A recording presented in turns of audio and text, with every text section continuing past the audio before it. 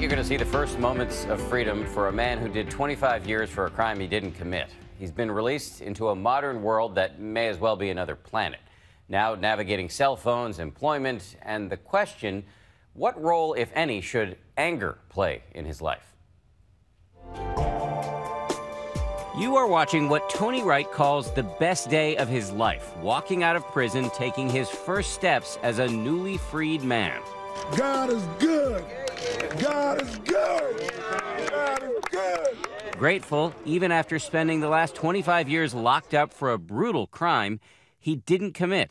The 1991 rape and murder of 77-year-old Louise Talley. Wright was sentenced to life in prison.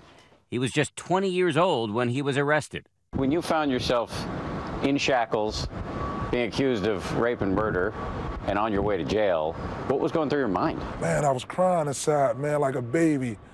But I couldn't let those guys see it, man. I was numb. My whole body shut down. He says after the police in Philadelphia questioned him, a detective came in with papers for him to sign. I wanted to look at the papers and see what I was signing. They said, just sign the papers and you go home. And, you know, everything they told me to do, I did. The papers contained a detailed confession written in longhand by the detective, even noting the black sweatshirt with Chicago Bulls and a pair of blue jeans with suede on them that detectives say they later found at Tony's apartment. But years later, DNA evidence would tell a very different story. A team of lawyers, including Peter Neufeld and Nina Morrison with the Innocence Project, fought for years just to get permission to conduct DNA tests on the rape kit and on that clothing entered into evidence. When that DNA evidence came back and showed that you had not raped her, what was going through your mind? One of the happiest days of my life. I wanted my family to know that I was innocent.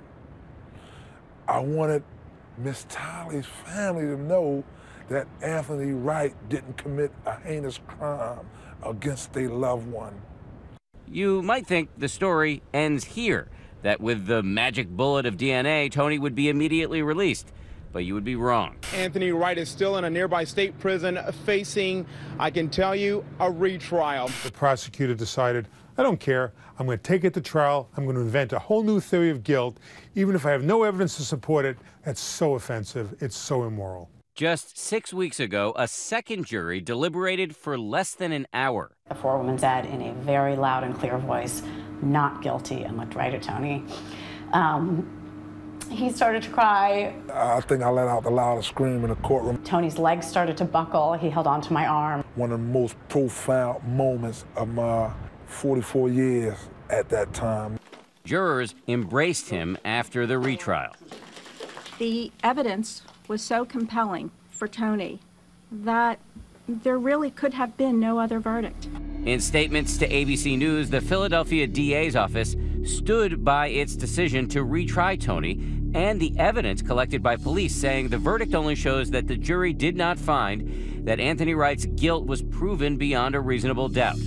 Nationally, nearly 2/3 of all the people exonerated through DNA evidence are African American. It's hardly unreasonable to conclude that there is some racial bias at work. Certainly there are questions that need to be answered about why Tony was wrongfully prosecuted in the first place. Thank you, appreciate it. Thanks so much. 2 days after Tony's exoneration, we caught up with him in Philadelphia. This is all like Independence Plaza. As he was trying to get a toehold in his new life. Wow. One of his lawyers, Sam Silver, by his side. Suddenly, a passing reminder of life on the inside. I was just on that bus a couple days ago. A bus carrying some of his old prison mates to court. Tony's new freedom comes with something he has not had in a quarter century: choice. Everything from what to eat Is it good? to which eyeglasses to wear. Aren't those nice? Yeah, that's cool. Oh, look at that! Your first picture. And then there's that new cell phone to figure out. Cell phones didn't exist 25 years ago. All this is new to me. Congratulations. The cost of all of this mostly paid for by the Innocence Project. Tony seemed so happy. I always try to find the good out of every situation. For every person that point the finger at me, it's two persons that give me the thumbs up. That's what I focus on. They locked my body, but my mind was always free. But I couldn't help but wonder, how are you not angry? If you're angry all the time. It'll ruin you. It'll ruin you. You're so close, but you're still so far away. He says it's all about faith, family, and one other thing. Sit comfortably, feel your breath coming in and going out. Meditation, which he says he learned behind bars. Yeah, come on, man. In New York City not long ago, we were right there as Tony visited the offices of the people who helped to set him free, the Innocence Project. At this point, he'd been out for about 3 weeks, and he just learned that one of his lawyers had helped him land a job at the federal courthouse. Every day, suit and tie. Every day. Did they tell you that? Yes. Really? Told me that. He told us he was looking forward to that first day on the job. I can just stand here all day just like this. While savoring every moment of his new freedom. Inside, you couldn't do this. You go take a shower with your boots on, and to be outside with your shoes off, it's unbelievable, man.